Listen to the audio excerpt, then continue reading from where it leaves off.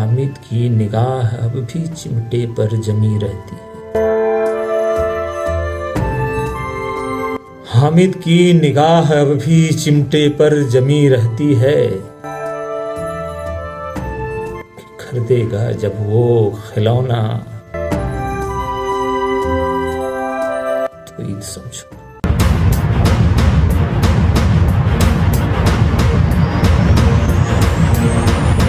नमस्कार, यहाँ आप देख रहे हैं कार्यक्रम काव्य कथा और मैं हूं आपका होस्ट और दोस्त मनोज मानव।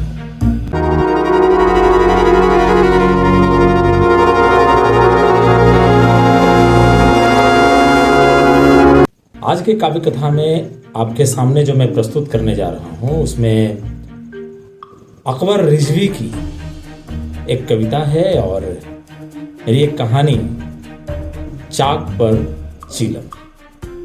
लेकिन इसके पहले मैं आपको एक बात बताना चाहूंगा।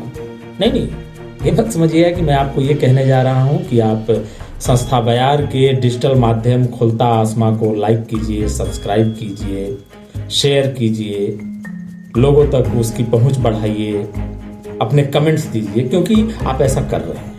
आपका प्यार हमें मिल रहा है और आप हम पर इतना भरोसा करने लगे हैं कि आप हमारा प्यार हमें और लोगों का भी प्यार भरपूर मिले, बेशुमार मिले, आप कोशिश कर रहे हैं। आज काव्य कथा में ये जो दो कविताएं और कहानी जो हमने चयन किया है जिनका, वो अभी तत्काल इस हफ्ते जो दो पर्व आया, एक ईद और दूसरा बट सावित्री, इन दोनों में कुछ चीजें दिखी मुझे और मुझे लगा कि मुझे ये विशेष एपिसोड जो है, ये 10वां एपिसोड, इसे बनना चाहिए। मैंने देखा कि बट सावित्री की पूजा के दरमियान एक बहुत बड़ा समुदाय जो इस पूजा को करता है, महिलाओं, इसकी बहुत ज्यादा हिंदू धर्म में की महिलाओं में, उन लोगों को मैंने ज्यादातर महिलाओं को देखा कि, हाँ गौर कीजिएगा मैं ये शब्द प्रयोग कर रहा हूं कि ज्यादातर महिलाओं को मैंने देखा कि उन्होंने घर में ही बट सावित्री की पूजा की। बहुत कम हैं जो बाहर गए। हालांकि वीडियो दिखाने के लिए, हमारी बात को काटने के लिए कुछ भी कहा जा सकता है, कुछ भी बोला जा सकता है। वहीं दूसरी तरफ जब ईद आया तो जाति और धर्म की राजनीति करने वाले ये नेता खुलेआम आज ऐसी वैश्विक महामारी की स्थिति में भी पता नहीं कौन सी राजनीति कर रहे हैं और तमाम बंदिशों की धज्जियां उड़ाए। मुझे बहुत आश्चर्य हुआ और दुख भी।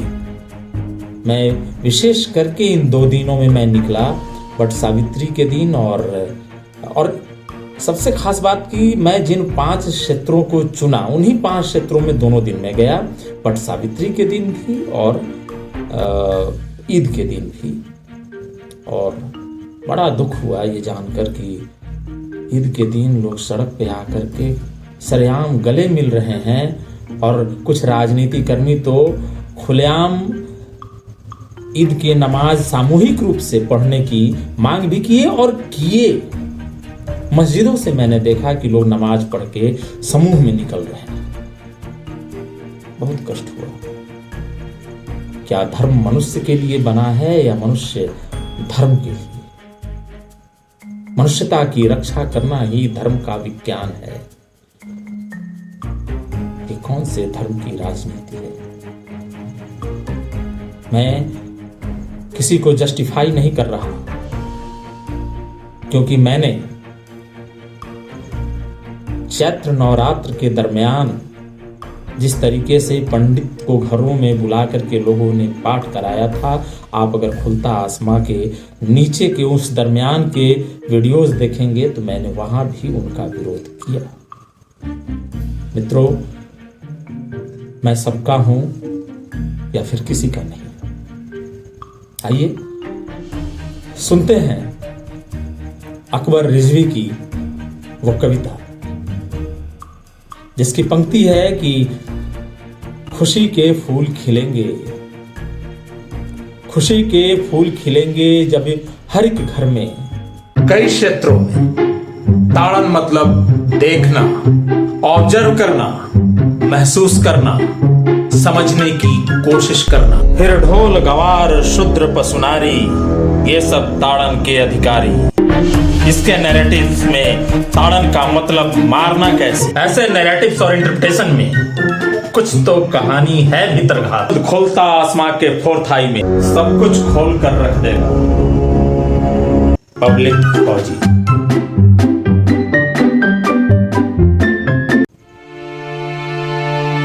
खुशी के फूल खिलेंगे हर एक घर में, तो ईद समझूंगा।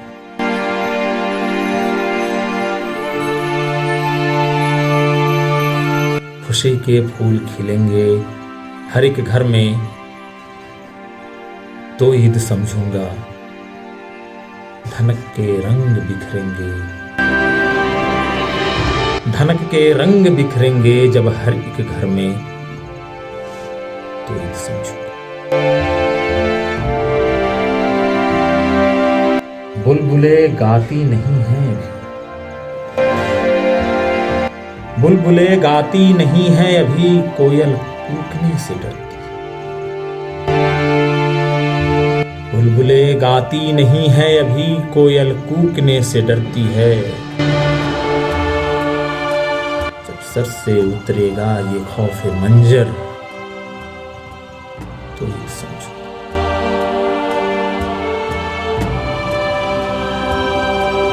भूख की आंखों में रोटी का सपना अभी अधूरा है, भूख की आंखों में रोटी का सपना अभी अधूरा है।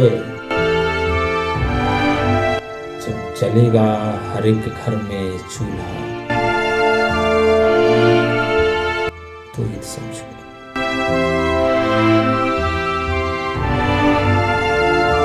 हामिद की निगाह अभी चिमटे पर जमी रहती है, हामिद की निगाह अब भी चिमटे पर जमी रहती है। खरीदेगा जब वो खिलौना, तो ईद समझो।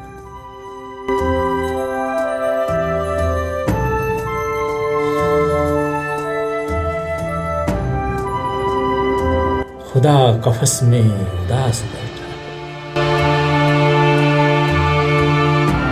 खुदा कफस में उदास बैठा है। खिलखिलाते हैं शैतान, खुदा कफस में उदास बैठा है। खिलखिलाते हैं शैतान। वो निजाम कायनात का जब बदलेगा, तो ईद समझो।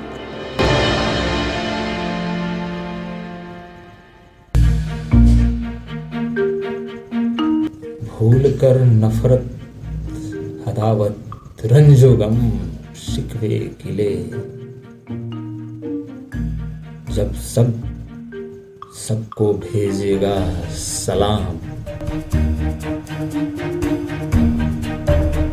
तो ईद समझूंगा।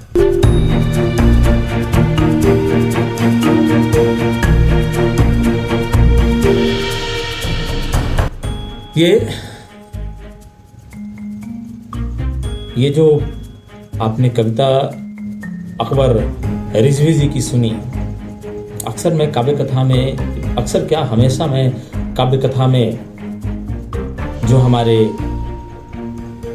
लोग होते हैं उनके बारे में हम आपको बताते हैं, और मैंने बहुत कोशिश की इनके बारे में जानने की, लेकिन मुझे कहीं कोई जानकारी नहीं मिली। ये कविता जो मुझे मिला वो बिहार के एक रंग कर्म को समृद्ध करने में अपनी जितनी हो सके उतनी कोशिश करते हैं, जो आप सब लोग जानते हैं, ज़्यादातर लोग जानते हैं, कम से कम उत्तर भारत रंगमंच के हिंदी पट्टी के लोग तो जानते ही हैं। डॉक्टर शैलेंद्र पांडे जी, जिन्हें हम डॉक्टर साहब के नाम से भी जानते हैं, उनके व्हाट्सएप स्टेटस पर इसकी कुछ पंक्तियां लगी हुई थी। मैंने देखा तो मैंने तुरंत उन्हें मैसेज किया कि सर मुझे ये पूरी कविता चाहिए। फिर जब कविता आया और नीचे देखा कि उस पर अकबर रिजवी लिखा हुआ है तो फिर मैंने उनसे पूछा तो उन्होंने बताया कि मुझे भी नहीं मालूम है, मुझे भी कहीं दिखा था तो मैंने वहाँ से ये पूरी कविता के कुछ अंश आपको स्टेटस पे दिख गया। मैं फेसबुक, गूगल्स वगैरह बहुत जगह ट्राई किया बट मिला नहीं।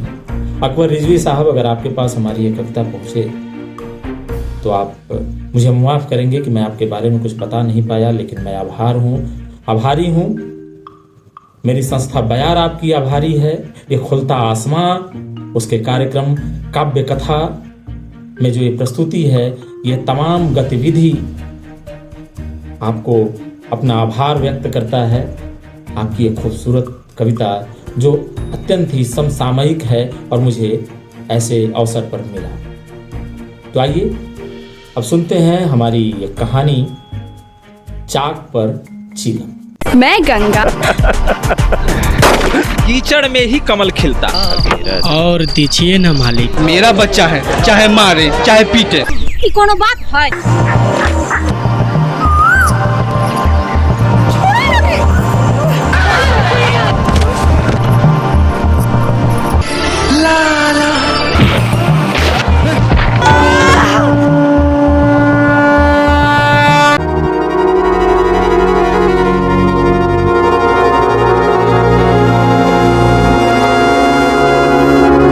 पुनः स्वागत है आज के कार्यक्रम काव्य कथा में। और अभी हम आपके साथ हैं अपनी कहानी चाक पर चीलम। जी हाँ, चाक पर चीलम। ये कहानी है विचारों को लेकर के, सोच को लेकर के कि हमारी अगर सोच बदल जाए तो कितनों के भाग्य बदल जाते हैं और कितनों के भाग्य बर्बाद हो सकते हैं। कहानी शुरू होती है एक मिट्टी के बर्तन बनाने वाले कुम्हार भाई के उस चाक से, जिस पर वो मिट्टी डालकर उससे चीलम तैयार कर रहा होता है। चीलम बहुत खूबसूरत बनता है और जैसे ही वो बनकर निकलने को तैयार होता है कि अचानक वो कुम्हार भाई उस चीलम को तोड़ देते हैं। जी हाँ, उस चीलम को तोड़ देते हैं। तोड़ने के पहले उनके दिमाग में कुछ चलता है और उस चीलम को वो तोड़ देते हैं और फिर से उन मिट्टियों को गुथ करके चाक पर चढ़ाकर एक सुराही बनाना शुरू करते हैं। सुराही। मिट्टी को बड़ा आश्चर्य हुआ कि इतनी खूबसूरत चिलम बनी थी तो सुराही बनाना था तो चिलम क्या बुरा था। उसने कुम्हार भाई से पूछा कि भैया कुम्हार, तुमने तो इतनी खूबसूरत चिलम बनाई थी, फिर ऐसा क्या हुआ जो तुमने मिट्टी को फिर से तोड़ दिया और फिर अब सुराही बना रहे हो? उस कुम्हार ने कहा, बहना मिट्टी, ये जो चीलम है ना, चिलम बनाने में मुझे जितनी मेहनत लगती है, उसके नक्काशियों को काटने में मुझे जितना अपने आप को बिल्कुल उसी पर अपनी दिमाग लगाकर बैठा रहना पड़ता है और महीने से उसे खूबसूरत बनाना पड़ता है ताकि उसकी कीमत ज़्यादा मिले। अगर उससे कम भी मेहनत करूँ ना तो मैं एक खूबसूरत सुराही बना सकता हूँ और मुझे कीमत भी उस चिलम से ज़्यादा मिलेगी। मिट्टी बहुत खुश हुई, लेकिन उसके खुशी का कारण कुछ और था। वो बड़ी खलखलाती हुई बोली कि अरे कुम्हार भैया, तुमने तो जैसे मेरी किस्मत ही बदल दी। तुम्हारे इस एक सोच ने कितना कुछ बदल कर रख दिया। कुम्हार को आश्चर्य हुआ कि मेरे चीलम बनाने के फैसले को छोड़ करके सुराही बनाने का जो मेरा फैसला है, तो इससे भला किसी की किस्मत का क्या लेना देना, और इस मिट्टी बहना को इतनी खुशी क्यों हो रही है जो यूं खिलखिलाती नाच रही है अजीब सी तितलियों की तरह। उसने कहा, बहना मिट्टी, मैं तुम्हारी बात समझ नहीं पाया। भला मेरे इस फैसले से किसी के भाग्य का क्या लेना देना। मिट्टी थोड़ी गंभीर हुई, उस कुम्हार भैया को अपने बड़े गौर से देखी और मुस्कुराते हुए बोली, जानते हो कुम्हार भैया, तुम अगर चीलम बनाते तो मुझे रोज जलना पड़ता और मैं खुद भी जलती और चीलम पीने वाले के सीने को भी जलाती। अब देखो ना, तुमने जो सुराही बनाने का फैसला लिया है, ये कितना बढ़िया फैसला है तुम्हारा। अब मैं भी ठंडी रहूंगी और जो मुझसे पानी निकाल कर पिएगा, मैं उसके सीने को भी ठंडा रखूंगी। देखा, तुम्हारे इस एक फैसले ने हमारे जीवन को कितना बदल कर रख दिया, और अब मुझसे सबको फायदा ही होगा।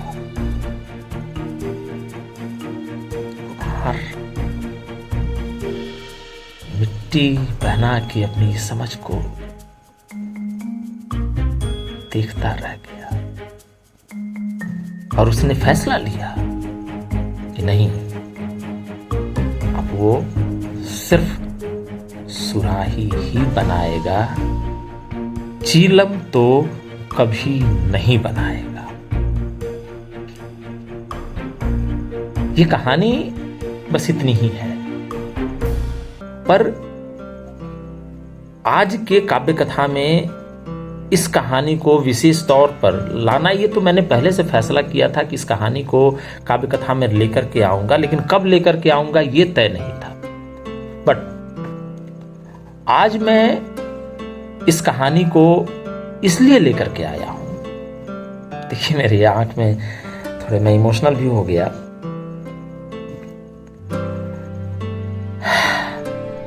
आज मैं इसलिए लेकर के आया कि जो मैंने, जिसकी चर्चा मैंने शुरू में की, जिस तरह से बट सावित्री और ईद को लेकर के मैंने बातें रखी, आप भले मुझे जो कह लें, आपको हो सकता है मुझ पे पता नहीं क्या क्या आप सोचेंगे, मुझे उससे कोई फर्क नहीं पड़ता, क्योंकि मैं जो अपनी आंखों यथार्थ देखता हूं उसी के हिसाब से बात करता हूं। अब मैं घर घर जाकर तो देख नहीं सकता, लेकिन मैं उन्हीं जगहों पे बट सावित्री के दिन और उन्हीं जगहों पर ईद के दिन भी मैंने देखा और मैंने ये पाया, और मुझे लगा कि ये बहुत सही अवसर है जब ये बताना चाहिए कि एक फैसला, आपका एक फैसला मानवता को बर्बाद कर सकता है, और आपका एक फैसला इंसानियत का उदाहरण बन सकता है। तय आप कीजिए आपको क्या करना है, धर्म के किस युद्ध में आपको जाना है। मानवता को बचाने का युद्ध लड़ना है या मानवता को बर्बाद करने की संग्राम छेड़नी। धर्म युद्ध हो, जिहाद हो या कुछ भी, ये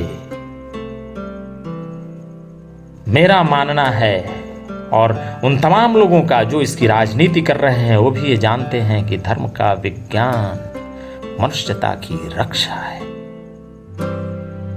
अब जो लोग उनके झांसे में आ रहे हैं वो तय करें कि उन्हें कौन से विचार के साथ जीना है। तो आज के काव्य कथा में बस इतना ही। हम मिलेंगे फिर अगले अंक में काव्य कथा के, ऐसे ही कुछ खास अलग तरीके से अपने आप को लेकर के आने में।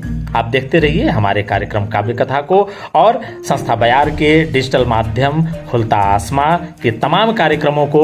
और हमें पसंद कीजिए, हमें लाइक कीजिए, सब्सक्राइब कीजिए, शेयर कीजिए, अपने कमेंट लिखिए, बेल आइकन जरूर दबाइए। हम तो ऐसे ही आते रहेंगे, कुछ अलग अंदाज में, औरों की तरह नहीं। हमारी एक अलग पहचान है, हमारी अपनी एक अलग सोच है। हमारी सोच के साथ जिनका सोच मिलेगा वही चलेंगे, लेकिन हमें भरोसा है कि जिनकी सोच हमसे नहीं मिलती, हम उनके सोच को भी अपनी सोच से जोड़ कर रहेंगे। तब तक दीजिए अपने दोस्त मनोज मानव को विदा। नमस्कार।